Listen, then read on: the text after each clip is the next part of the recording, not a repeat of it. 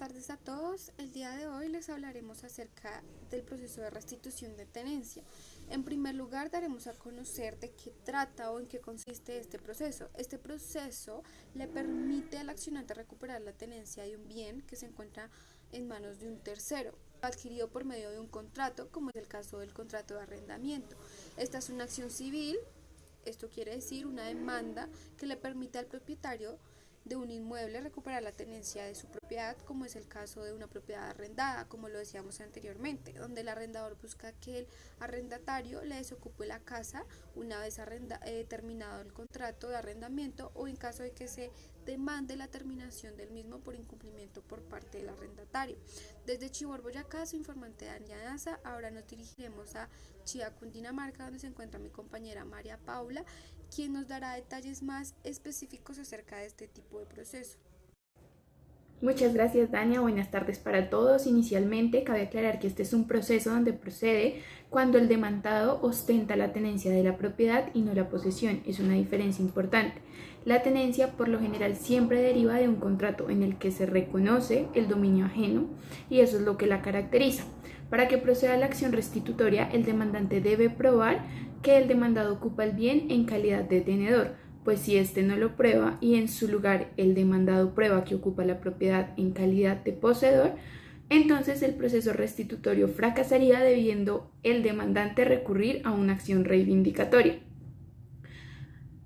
Ahora bien, vamos a escuchar un poco lo que nos dijo la Corte en la sentencia STC 11766 de 2016. La sentencia STC 11766-2016, 25 de agosto de 2016, de la Sala Civil de la Corte Suprema de Justicia con ponencia del magistrado Ariel Salazar, por lo anterior, ante el reconocimiento de la calidad poseedor que se efectuó al levantar la medida de secuestro dentro del proceso de sucesión, el tribunal coligió que, sin embargo, como nos encontramos frente a un demandado que entró en posesión del inmueble cuya condición fue reconocida cuando se opuso al secuestro del bien, la entrega del inmueble no puede pedirse a través de un proceso restitutorio sino del reivindicatorio propio de la recuperación del dominio, donde eventualmente pueda el demandado plantear la usucapión, si es que se dan los presupuestos que la jurisprudencia civil ha contemplado, en garantía de los derechos adquiridos.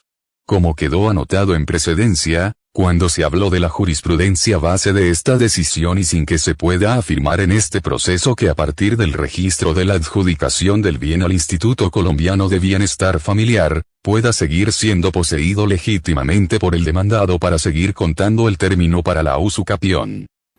Bien, escuchando lo anterior, tras constatar que la acción restitutoria no era procedente en este asunto, por cuanto no se probó la calidad del tenedor, el ADCUEM concluye la negativa de las pretensiones y por ende confirma la decisión del juzgado de primer grado. Es claro que lo primero que se debe hacer es determinar si quien ocupa la propiedad que quiere recuperar la ocupa en calidad de tenencia o de posesión, y en función de ello se va a iniciar el proceso que corresponda. Igualmente, se debe probar el surgimiento de la causa o razón por la cual pretende la restitución de tenencia, como la terminación e incumplimiento del contrato, ya que mientras el contrato esté vigente y no se haya incumplido, no prosperará acción restitutoria. Desde Chía, su informante, María Paula Gómez. Nuevamente aquí en Chivor, Boyacá, donde les haré mención de algunos de estos procesos de restitución de tenencia. En primer lugar, encontramos los bienes subarrendados, que es donde el arrendador no puede demandar al arrendatario porque estamos frente a dos contratos autónomos e independientes. A menos que el arrendatario incurra en las causales de terminación, el subarriendo se subscribió con autorización del arrendador, pero solo lo llamará como interviniente litisconsorcial. Por otro lado, cabe resaltar que el demandante no está obligado a demostrar que existe un contrato de subarriendo. Si la demanda prospera, el subarrendatario no puede negarse a entregar el bien inmueble. En segundo lugar, encontramos los bienes dados en arrendamiento, donde en este caso de bienes muebles dados en arriendo y de los que se pretenda su restitución se seguirán, como antes se dijo, las reglas explicadas y que se encuentran reguladas en el artículo 384 del Código General del Proceso. En tercer lugar, encontramos los bienes dados en tenencia a título distinto de arrendamiento, Cuando la tenencia del bien haya surgido por contrato diferente al arrendamiento, como por ejemplo es el caso del comodato y el depósito, el proceso se llevará a cabo siguiendo las reglas exigidas por el contrato de arrendamiento, pero con las siguientes diferencias. En cuanto a la cuantía, los muebles por el valor del bien y los inmuebles por el avalúo catastral. Por otro lado, el demandante no está obligado a demostrar el pago. Esto solo es obligatorio cuando el contrato sea de arrendamiento. En cuarto lugar, encontramos la solicitud al adquiriente, que no está obligado a respetar el arriendo. Está obligado a respetar el contrato de arrendamiento todo aquel a quien se transfiere el derecho del arrendador. Esto lo encontramos regulado en el artículo 2020 del Código Civil. Este derecho puede ser a título gratuito u oneroso. Es a título oneroso cuando el arrendador primario celebró un contrato de compra-venta. Solo estará obligado a respetar el arriendo si este fue celebrado por escritura pública. En quinto lugar, encontramos el arrendatario contra el arrendador para que le reciba el bien. Se seguirán las reglas explicadas, reguladas en el artículo 3844 del Código General del Proceso, si la demanda prospera y es favorable para el arrendatario. El arrendador está obligado a recibir el bien. Este se entregará a un secuestro si el arrendador no asiste a la diligencia de recibir el bien. Los gastos causados por la diligencia serán a cargo del arrendador por haberse negado a... Acá desde nuestro noticiero queremos explicarles un proceso común que es el proceso de restitución de inmueble arrendado.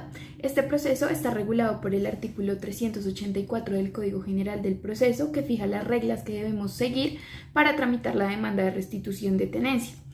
Debemos tener presente que es un proceso declarativo especial, por lo tanto, la competencia la va a determinar el artículo 17 en su numeral primero, artículo 18 en su numeral primero y 28 en su numeral séptimo del Código General del Proceso.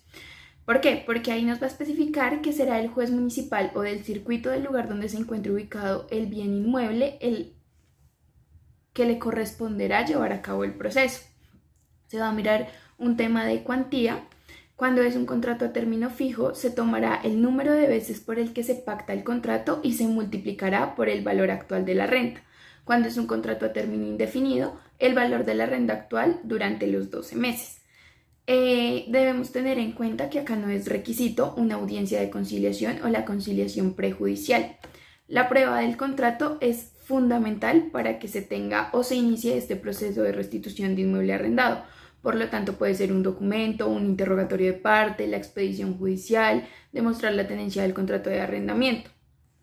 Debemos tener presente que hay causales en la vivienda urbana.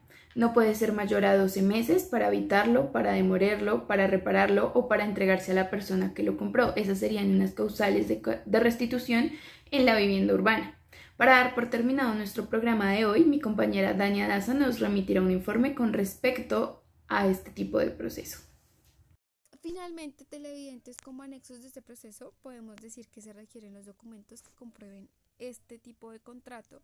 Además, la caución por el equivalente a 6 meses del canon de arrendamiento, un requerimiento de 3 meses antes de la formulación de la demanda, donde el dueño debe informar al arrendador que requiere el desalojo del bien, la renovación del contrato, una copia del contrato, de igual forma la desahución con 6 meses de anticipación al momento de la prórroga del contrato.